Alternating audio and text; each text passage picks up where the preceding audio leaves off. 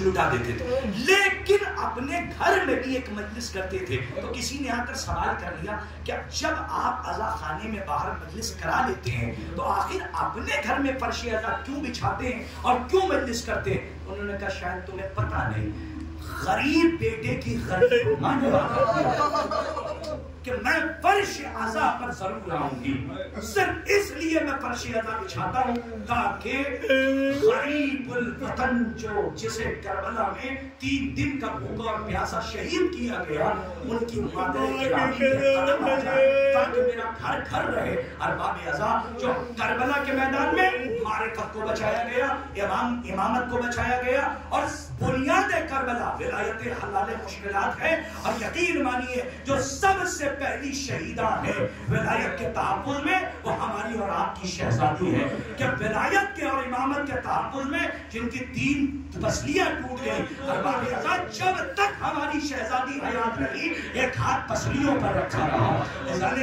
बस एक जुमला रोने के लिए काफी होगा और मैं ज्यादा मसाइब नहीं पढ़ पाऊंगा। जब एक रिवायत का मेरा सुनिएगा और एक तारीफ मुझे करनी है एक शेर की, और शायद उसी पे आप क्रिया फरमाइए। अभी आपने चौथे इमाम का मातम किया है और आप अब 4 साल मासूमा के जिसे हुसैन अपने सीने पर सुलाते थे और जिसे बादे शहादत इमाम हुसैन ऊंट की नंगी पुष्ट से बांधते उस बीबी का मातम करने के लिए आप आमादे सफर है। लेकिन आज मैं चाहता हूँ चौथे इमाम के हवाले से जुमला करो और आप जाहिर सी बात है कि क्रिया कीजिए और अपने घरों को रवाना हो जाइए। लेकिन रिवायत कहती है कि हम देखिए जब इमाम हुसैन अंसार शहीद होने लगे और इमाम पहली रुखसत के लिए सैयद सज्जाद के खेमे में आए तो इमाम परवरदिगार की मसलियत थी कि चौथे इमाम बिस्तर पे लेटे थे। जैसे ही बाप के आने की आहट सुनी तो एक मरतबा बेटे की आंखें खुली।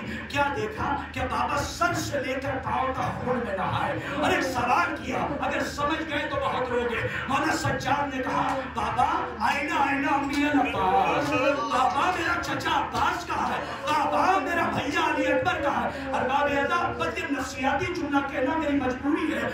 अगर किसी के घर में मौत हो जाए तो साल भर अपने मरने वाले को एक बेटा अपने बाप को याद करता है, और अगर किसी के घर में बेटे की मौत हो जाए तो बाप अपने बेटे को याद करता है। लेकिन जरा सोचिए वो हुसैन के जो 18 बरस के करियर जवान का लाशा उठा चुका हो, वो हुसैन जो अपने जान से भतीजे के लाश के टुकड़े उठा चुका हो।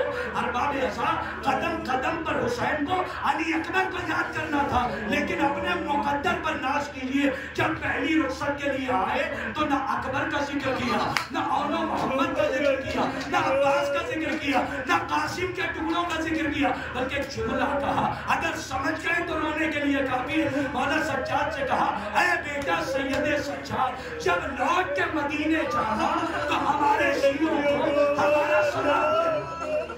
इस जुमले को समझने के लिए कम से कम अली की बेटी का कलेजा चाहिए, मासूम का दिल चाहिए। मौला ने फरमाया कि जब करबला से लौट के जाना तो हमारे शियों को सलाम कहना। और अजीब जुमला मेरे मौला ने कहा कि जब लौट के जाना तो क्या कहना कि जब किसी गरीब की गुर्बत पे रोना आए तो हुसैन की गुर्बत का मकतल में मिलता। मौला ने फरमाया ऐ बेटा सैयद सज्जाद मेरे शियों से जाके कहना कि तुम्हारे मौला ने तुम्हारे इमाम ने तुम्हें आखिरी वक्त बहुत याद फरमाया।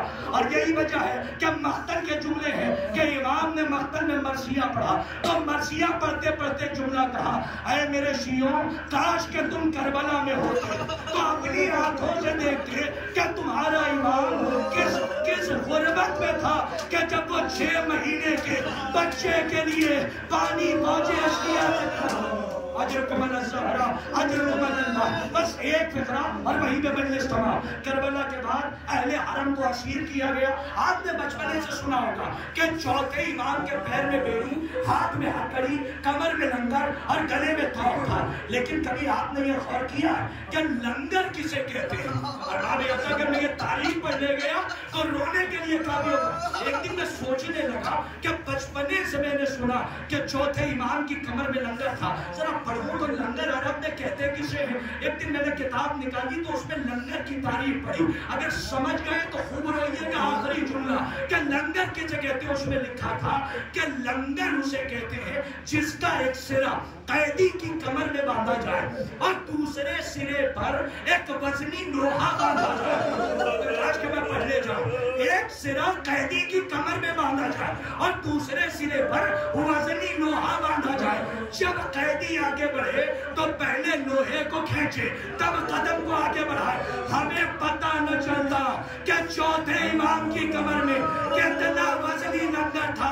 اگر چوتھے امام مدینے آ کر اپنی دادی اماں سے نہ کہتے ارے دادی جان مدینے تک آتے آتے سجاد کی کمر ٹوٹ گئی.